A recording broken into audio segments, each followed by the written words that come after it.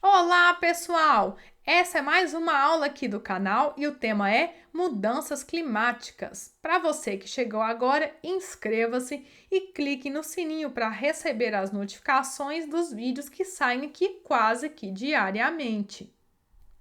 Mudanças históricas do clima. Mudanças climáticas fazem parte do ambiente da Terra desde a sua origem, há cerca de 4,5 bilhões de anos.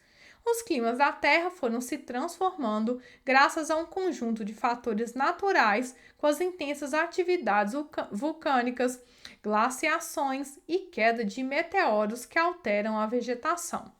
Então, ao contrário do que muita gente imagina, as mudanças climáticas fazem parte da história da Terra. Então, elas sempre ocorreram ao longo dos anos. Porém, elas ocorrem de milhares e bilhões de anos, né? Houve períodos em que as temperaturas foram mais altas que as registradas atualmente, e outros com temperaturas extremamente baixas durante as eras glaciais, né? Tanto que isso gerou até mesmo os filmes, né? Que são a Era do Gelo.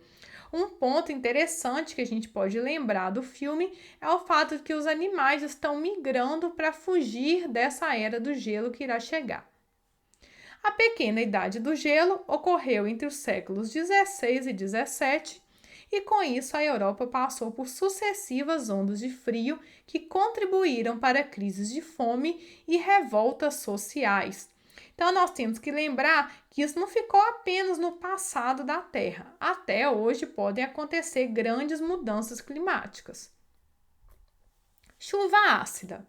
Alguns dos problemas causados ao meio ambiente ocorrem devido à utilização de fontes poluidoras e está relacionado ao aumento em seu efeito causado pelas emissões dos chamados gases de estufa, como o gás carbônico, que é o CO2, o metano, que é o CH4, e o clorofluorcarbonos, os CFCs. Então, vamos observar aqui pela imagem. Então, nós temos a emissão desses gases poluentes, tanto pelas indústrias quanto pelas residências e também pelos carros. Então, o uso de fontes de combustíveis fósseis, principalmente, vão gerar a emissão desses gases. Ao encontrar com vapor d'água que está lá na atmosfera, né, com as nuvens, eles vão gerar reações químicas que vão gerar ácidos, que são aqui ó, o ácido sulfúrico e ácido nítrico. Por causa disso, acontece a chuva ácida. Então, esses gases, ao chegar na atmosfera, causam a poluição do ar e desencadeiam reações químicas com a água das chuvas, tornando-a ainda mais ácida.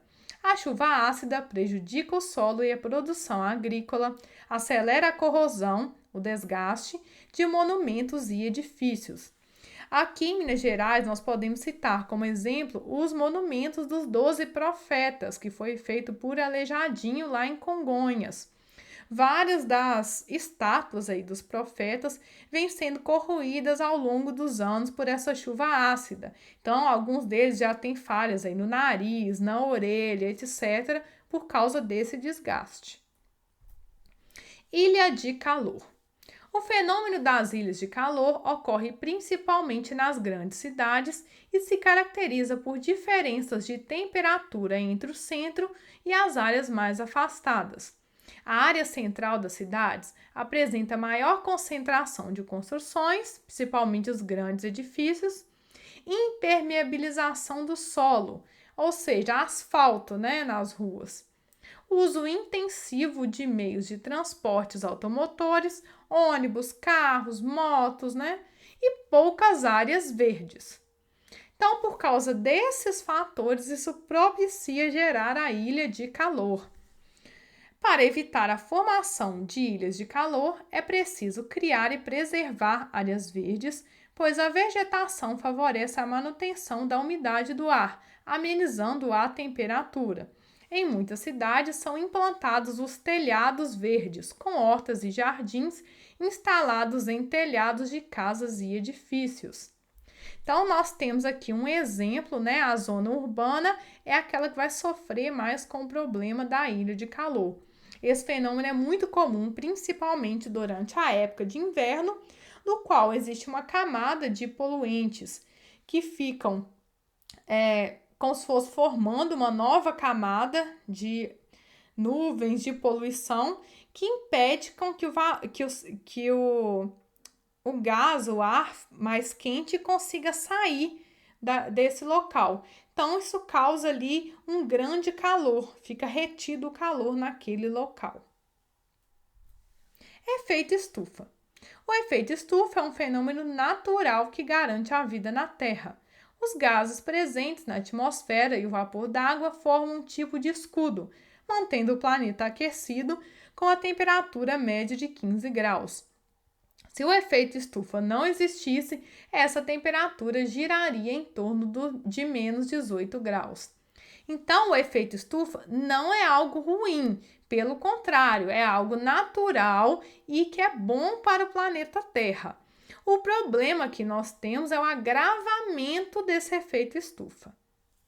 Então, o problema, no entanto, é a intensificação desse efeito, chamado de efeito estufa adicional, e que tem relação com o aquecimento global, de acordo com a maior parte dos pesquisadores. Então, como seria isso? Nós temos aqui o Sol que vai refletir na Terra, né, o calor, né, os raios solares. Então, nós temos uma camada, que é a camada de ozônio, que é uma das camadas, na verdade, que está dentro da camada da mesosfera, na atmosfera, e ela vai gerar como se fosse uma barreira de proteção.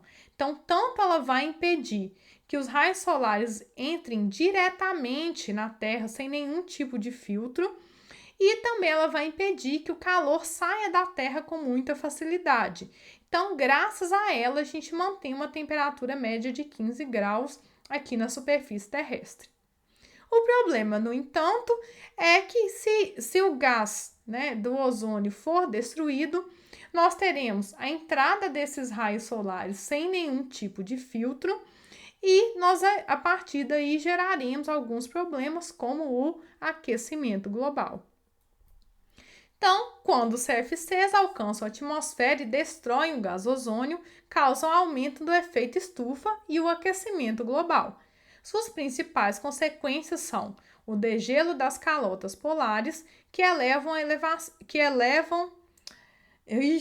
gera elevação dos níveis dos oceanos, e o desequilíbrio ecológico da área da Antártida e Groenlândia. Isso porque, gente, os gases que são mais rarefeitos estão nos polos. Então, o primeiro local do qual já aparece aí esse buraco na camada de ozônio é principalmente na área dos polos. A ameação das comunidades que vivem no local, que podem ser extintas a longo prazo, como os ursos polares, as focas, né, os peixes. Cientistas temem que as mudanças climáticas globais tenham consequências desastrosas para a Antártida e para todo o planeta. Protocolo de Quioto e Acordo de Paris. Visando diminuir as consequências da poluição das indústrias no processo de aquecimento global, os países têm se reunido em conferências mundiais em busca de soluções para minimizar ações poluidoras de maneira efetiva. Um dos principais acordos desse tipo foi o Protocolo de Quioto em 1997.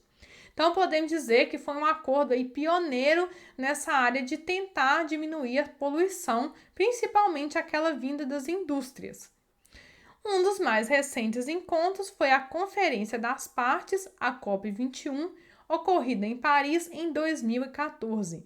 Ela reuniu 195 países e a União Europeia para ratificar, ou seja, reafirmar um acordo, assinar novamente um novo acordo internacional, que tem como objetivo limitar o aumento da temperatura mundial a 2 graus Celsius e, se possível, 1 grau Celsius até 2100.